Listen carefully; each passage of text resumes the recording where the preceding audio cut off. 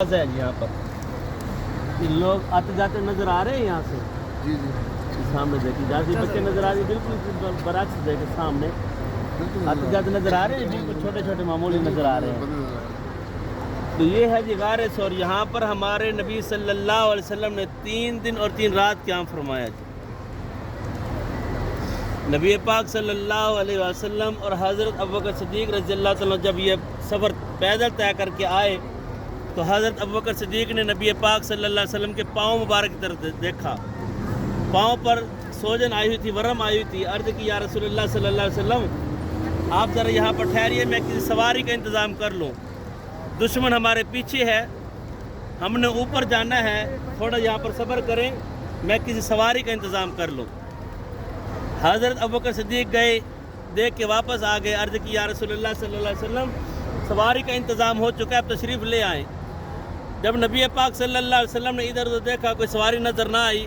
آپ نے فرمایا اے ابوبکر کوئی سواری تو ہے نہیں. حضرت ابوبکر صدیق نے فرمایا یا رسول اللہ صلی اللہ علیہ وسلم کوئی سواری تو ملی نہیں, لیکن آپ کے لیے میرے کندھے حاضر ہیں. حضرت ابوبکر صدیق نے نبی پاک صلی اللہ علیہ وسلم کو اپنے کندھوں پر بٹھا کر یہ سفر طے کیا. اس پہاڑ کی بلندی تقریباً 5613 فٹ اس پہاڑ کی بلندی ہے. ذرا وہ وقت وہ تصور اپنے ذہنوں میں لائیے کہ کیسا وہ وقت ہوگا, کیسا وہ لمحہ ہوگا, کیسی وہ گھڑی ہوگی کہ جب حضرت ابوبکر صدیق نے نبی پاک صلی اللہ علیہ وسلم کو اپنے کندھوں پر بٹھا کر یہ سفر طے کیا. آج یہاں پر لوگوں نے چل چل کے راستہ بنا دیا. اس وقت کوئی راستہ نہیں تھا, بالکل چھوٹی سی پگڈنڈی بنائی ہوئی ہے کہ جہاں سے لوگ آسانی سے آ جا سکتے ہیں. اس وقت کوئی راستہ نہیں تھا, کبھی پنجوں کے بل, کبھی ایڑی کے بل, کبھی پنجوں کے بل, اس طرح یہ سفر طے کیا.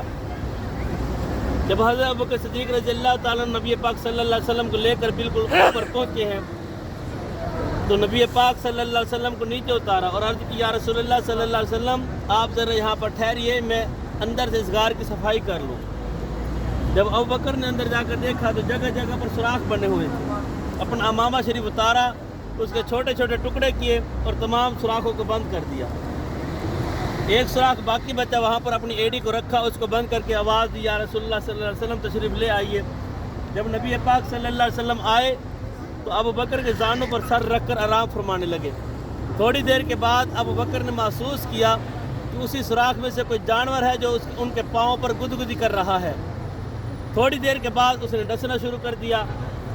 حضرت ابوبکر صدیق نے اپنی ایڑی کو اس سوراخ سے نہیں ہٹایا.